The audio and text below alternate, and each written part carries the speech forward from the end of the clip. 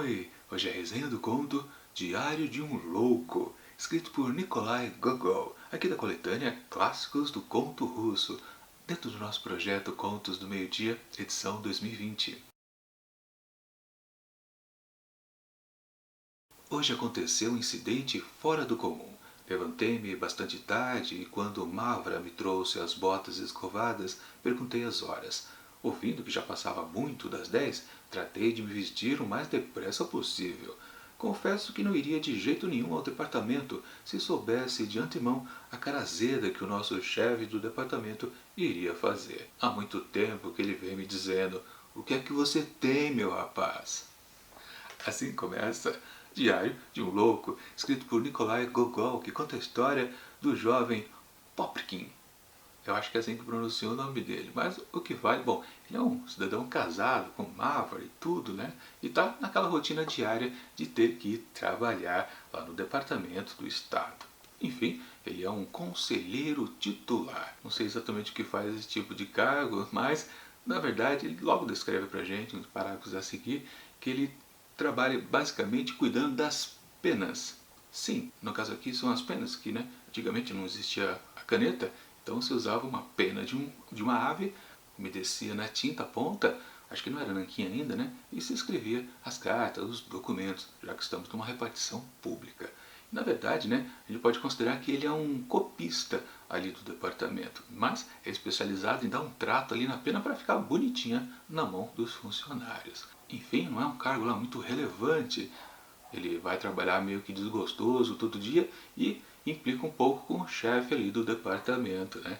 Aliás, vocês percebem nesse trecho que eu li que o chefe já percebe que Popkin é um sujeito muito esquisito. Na verdade, também é descrito pra gente aqui pelo narrador que o cidadão, às vezes, fica completamente agitado num certo dia e no dia seguinte é completamente abestalhado, né? Faz coisas atrapalhadas. Ou seja, ele é do tipo inconstante. Algo que se deve preocupar, né? Realmente é um funcionário que dá trabalho.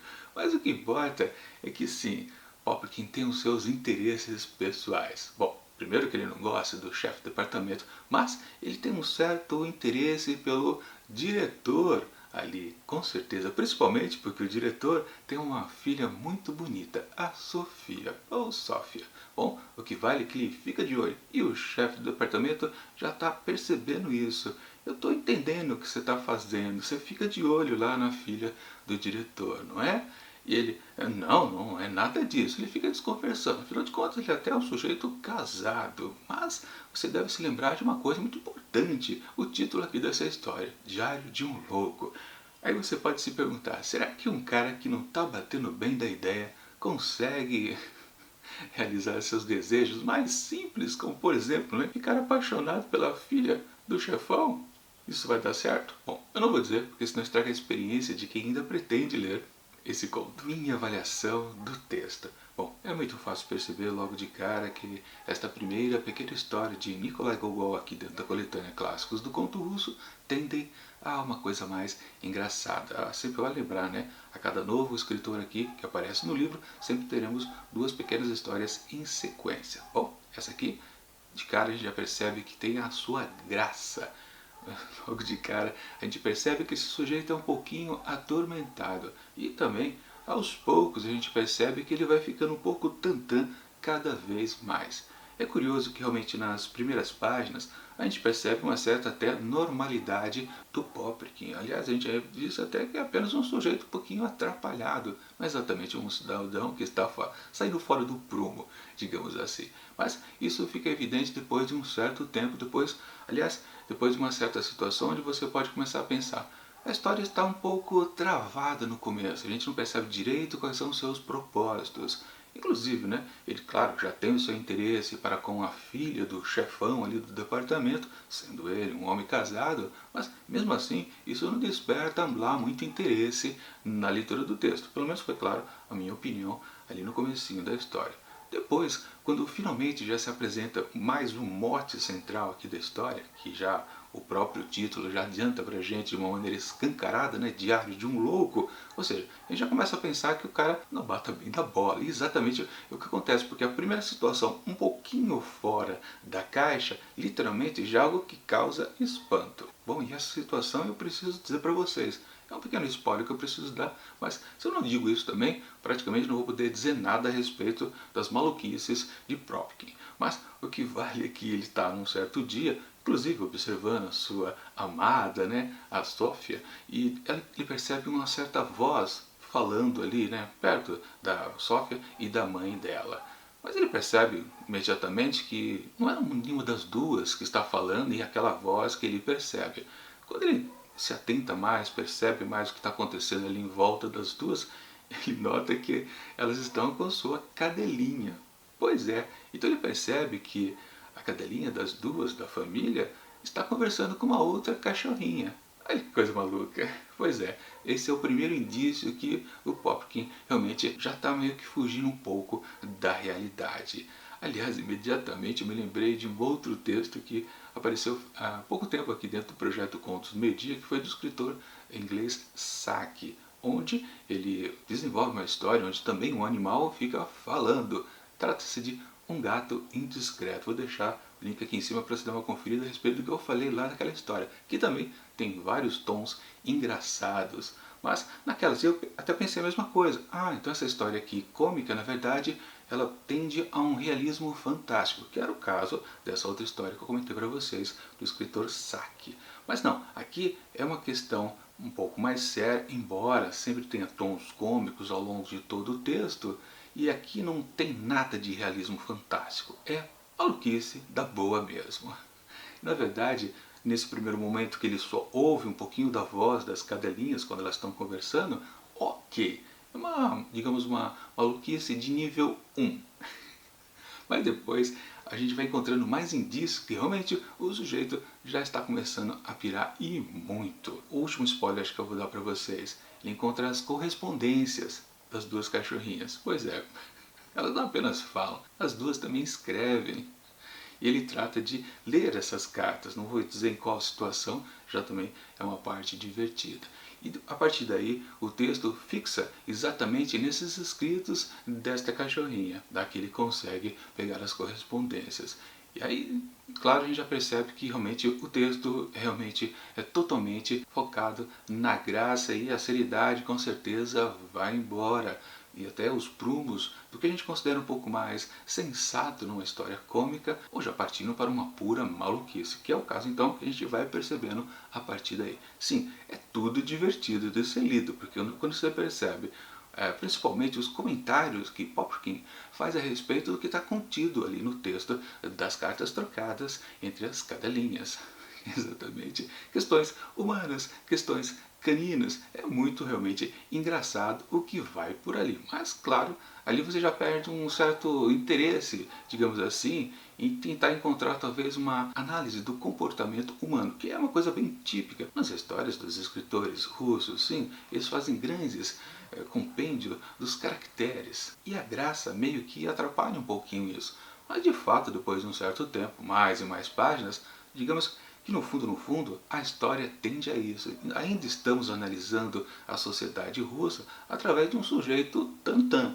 Isso é óbvio também de perceber. Demora um pouco, claro, para cair a ficha, mas isso é funcional sim. O texto não fica meio que pendendo para lá e para cá. Na comédia, um pouco de seriedade. Na verdade, ele tem um tom cômico o tempo todo, mas a seriedade está meio que embutida por baixo de todo esse texto. Principalmente, claro, quando a gente percebe que a crítica à situação social lá da Rússia antiga, do tempo dos czares, é evidente aqui, porque, claro, este protagonista aqui, aliás, vale lembrar, essa história é narrada em primeira pessoa, e pelo texto de apresentação que temos aqui antes de cada dupla de contos de um novo autor russo, é relatado aqui que foi o único texto de Gogol que ele escreveu em primeira pessoa. Sempre ele curtiu mais a terceira.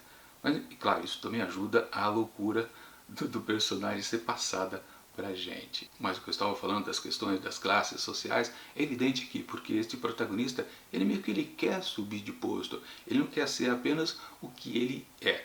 Ele diz, inclusive, em vários momentos do texto que ele é um nobre. De fato, ele não é, no máximo ele é um fidalgo, né? E ele tenta alcançar novos postos.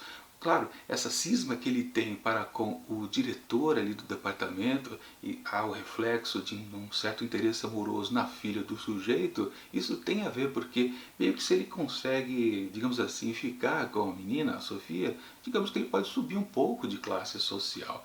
Claro, é um certo exagero, uma certa maluquice, eu não sei, na verdade, se era possível essas trocas assim de classe social na Rússia Antiga. Confesso que eu não sei. Aliás, uma coisa que a gente já percebe nos outros contos anteriores é que o funcionalismo público tinha várias camadas. E isso, pelo jeito, era uma questão muito importante para quem trabalhava, ou seja, era prestígio pertencer a uma camada ao menos acima da anterior. E parecia que havia bastante, porque em conto anterior a gente viu que um certo sujeito estava na categoria 14ª. Aqui é relatado uma da categoria, acho que sétima, e o próprio aqui, o Propkin, que é um conselheiro titular, a gente não sabe qual é dessas categorias, se ele está um pouquinho acima ou um pouquinho mais abaixo, ou seja, se ele consegue ter alguma influência assim, né, em termos de status para consigo mesmo, para com sua esposa, os demais que trabalham ali junto com ele. Ou seja, isso é evidente, mesmo nessa história completamente engraçada, fora da caixinha, a gente consegue perceber a crítica completamente evidente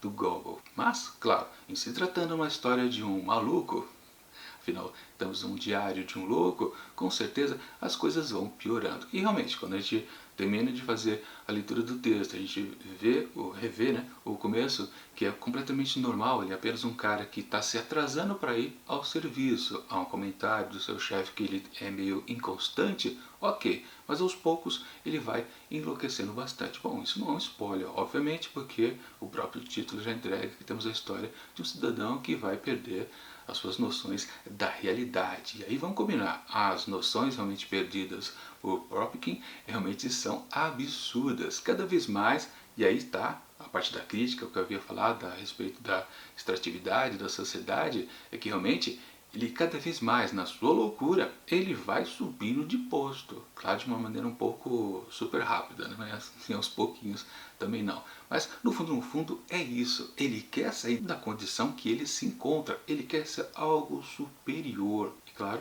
sempre tendo aquela fleuma de um sujeito nobre. Aliás, muitas das coisas que podem acontecer da história descambar mais um pouco é que ele mesmo, ele se freia na sua loucura. Quer dizer, ele se freia porque ele é um sujeito, o sujeito louco, que eu quero dizer, sensato. Ele não quer dizer eu sou fulano, tipo, eu não sou. Ele não vai dizer eu sou Napoleão Bonaparte. Ele não vai fazer isso, né? Ele se freia completamente, por isso que a história também ela demora um pouquinho para acontecer certos eventos e no fundo também ajuda a não descambar completamente para a piração. Porque no Voice que passa um certo momento ali da história, não tem mais salvação. O sujeito está pirado. No máximo que a gente começa a então torcer para a história, para o seu desfecho, é exatamente até onde que isso aqui vai.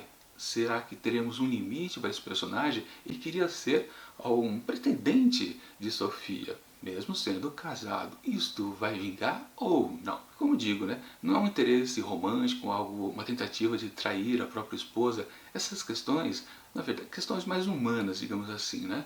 Não estão realmente no foco aqui desse texto. O interesse do escritor é realmente fazer a crítica a respeito das camadas da sociedade, principalmente ali dentro do funcionalismo público, que aliás, claro, serve de exemplo para todo o restante do povo russo lá naquela época, dos tempos do czar, Nicolai I. Enfim, a história tem essa batida o tempo todo. Claro, isso vai meio que fortalecendo até a gente chegar lá na conclusão da história. E dito isso, né, como é que a história termina? Bom, ela termina do jeito que toda história de maluco termina, meio que sem noção às vezes. Mas uma coisa que me chamou a atenção, por causa de uma cena que acontece lá no desfecho da história, eu comecei a duvidar, peraí, será que ele, o que a gente pensou que ele fosse durante todo esse tempo, também não é? Talvez desde o começo nós já estivéssemos acompanhando a história de um sujeito que já estava maluco há muito tempo. Ou seja, ele nunca foi um conselheiro titular, ele nunca tratou as peninhas ali, ele nunca fez nada parecido. Talvez ele até fosse muito menos do que isso. Tudo isso, claro, é uma consideração minha, não estou dizendo que é exatamente o que a gente descobre ao final da história. Não, não é. Mesmo porque, como eu disse, a história é um pouquinho aberta, assim. Estou dizendo como uma situação que a gente pode considerar. Em termos de loucura progressiva, que a gente acompanha desde o começo do texto, será que antes já havia alguma outra coisa? A gente ainda não sabe, né? O Gogol começou a contar a partir desse ponto, mas tinha muito mais antes. Pode ser que sim, você pode considerar isso com muita até facilidade, porque vamos combinar, o protagonista aqui, o Popkin, ele chega num ponto super elevado, quase, quer dizer, ainda tem alguém que pode bater no nível dele, mas isso é coisa que você vai descobrindo aos poucos ali dentro da história. Sim, é uma história divertida, isso não dá para negar, mas no fundo, é uma história que realmente não marca muito. Com certeza a gente esquece fácil dela, porque não tem nenhum elemento assim característico. Sim, claro, os momentos que podem marcar são os momentos mais maluquinhos, né? Tipo dessa conversa com o gato, a conversa entre os gatos, ele lê as correspondências. Isso chama atenção, confesso que eu acho que eu nunca vi algo parecido, mesmo que tivesse me feito lembrar da história lá do escritor Saki. Mas, de qualquer forma, as outras coisas que acontecem ali, de coisa fora da realidade, não são lá muito de chamar a atenção. Por isso que eu digo, a partir desse ponto inicial da maluquice, o restante é uma coisa meio que batida. Você já viu muito isso em qualquer outra mídia, em qualquer outra história por aí que tratava de malucos. Sempre vai lembrar, por exemplo, um classicão aqui da nossa literatura, do Machado de Assis, O Alienista, que também é um conto super extenso, né? Onde naquela cidade todo mundo acaba virando um belo de um maluco. Ou seja, história de maluco, na verdade, é uma coisa um pouco normal. Quase todo escritor desenvolve em algum momento da sua carreira literária uma história para esse tipo de sujeito. Alguém que foge da realidade, mas no fundo, a questão central daquela história que ele está produzindo é justamente discutir a realidade presente, principalmente da sociedade. Portanto, Gogol não fez nada de sublime por aqui, embora esse seja um dos contos mais conhecidos que ele tenha feito. Claro, um dos mais famosos é O Nariz, que é o conto a seguir que a gente vai ver no próximo vídeo. E uma curiosidade, aqui dentro de O Diário de um Louco, em muitos momentos você encontra a palavra nariz. Em diversas situações, por N motivos, o nariz é posto a baile aqui. Pois é, acho que o autor tinha fixação com esse detalhe da anatomia humana. Enfim, por quê? Não sei. Será que fora o nariz ele também implica também com esse detalhe nasal? Acho que sim, né? Vamos conferir em talvez futuros textos que a gente possa ler aqui de Gogol. Ele também escreveu aquela obra super famosa, né? O Inspetor Geral, peça de teatro, né? Enfim, ele fez muita coisa interessante, Almas Mortas também, né? Sim, também algo bastante importante para a literatura russa. Vamos conferir no futuro se ele volta ao nariz com mais frequência. Bom, como eu disse, esse texto é interessante, diverte, mas é um pouquinho esquecível. Portanto, para Diário de um Louco, escrito por Nikolai Gogol, eu atribuo apenas 3,5 asteriscos. Tá de bom tamanho. Bom, agora há pouco eu citei Machado de Assis com o conto O Alienista. Amanhã vamos ver A Pianista, aqui de Machado de Assis, na coletânea Mulheres de Machado, na continuação aqui do projeto Contos do Meio-Dia. Sempre vai lembrar, eu deixo aqui na descrição do vídeo o link para você poder adquirir tanto este livro aqui do Machadão que a gente vai ver amanhã, como também o livro aqui dos russos, clássicos do conto russo. 2 volumes bastante interessantes, com muita história boa aqui presente. Bom, enquanto o próximo vídeo não chega, eu deixo aqui do lado dicas de outras resenhas dentro do projeto Contos do Meio-Dia. E tchau!